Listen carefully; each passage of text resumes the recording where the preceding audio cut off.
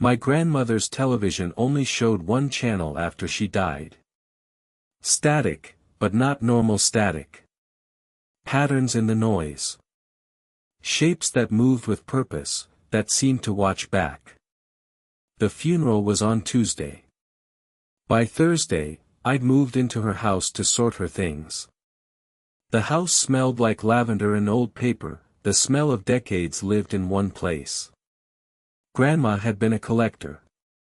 Newspapers, magazines, porcelain dolls with cracked faces. Everything had a story. Everything except the television. That's when I noticed the TV in the living room. Old CRT, probably from the 90s, bulky and heavy with a curved screen that distorted the edges of the picture. It was on when I arrived, humming that familiar empty channel sound. Snow dancing across the glass. I thought it was strange, but grief makes you overlook things. I turned it off. The switch clicked. The screen went black. The sound stopped. I went to make tea. When I came back, it was on again. Same channel. Same static. I turned it off again, unplugged it from the wall, heard the prongs slide free from the socket. It stayed on. The static continued, unbroken, indifferent to electricity. I called an electrician.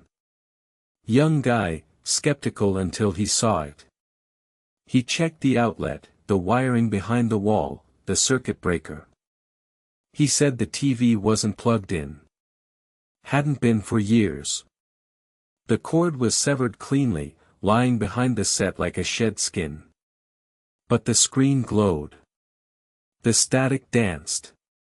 He left quickly, taking his tools and his fee, refusing to discuss what he'd seen. I don't blame him. I would have left too, if I could have. I covered it with a blanket. A thick quilt Grandma made in 1987, the one with the sunflower pattern.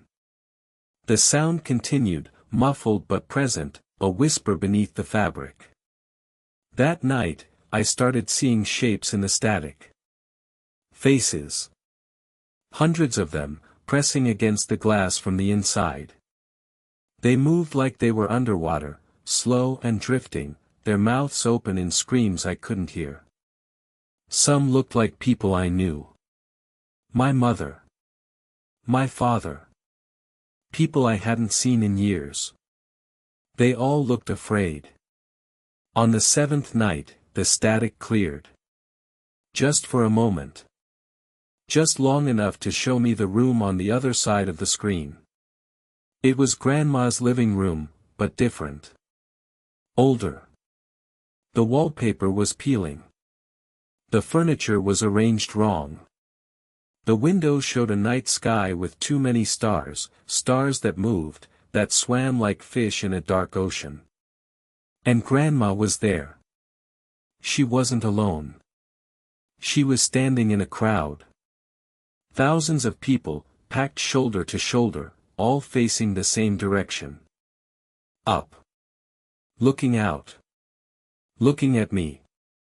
Their eyes were white, filmed over, but they could see. I know they could see. Grandma raised her hand and pressed it against the glass. I felt the screen warm against my palm, though I hadn't moved, though I was across the room. Her lips moved. I couldn't hear the words, but I understood them. Don't turn it off. Then the static returned, and the room was empty again, and the TV hummed its empty song. The TV hasn't turned off since. I don't try anymore. I just make sure it's always facing the wall, the screen pressed against the plaster so I can't see what's showing. But I can still hear it.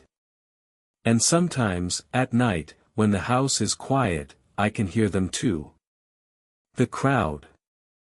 All those voices, whispering together, waiting for the static to clear again. And I never look at the screen when the static clears. Not anymore.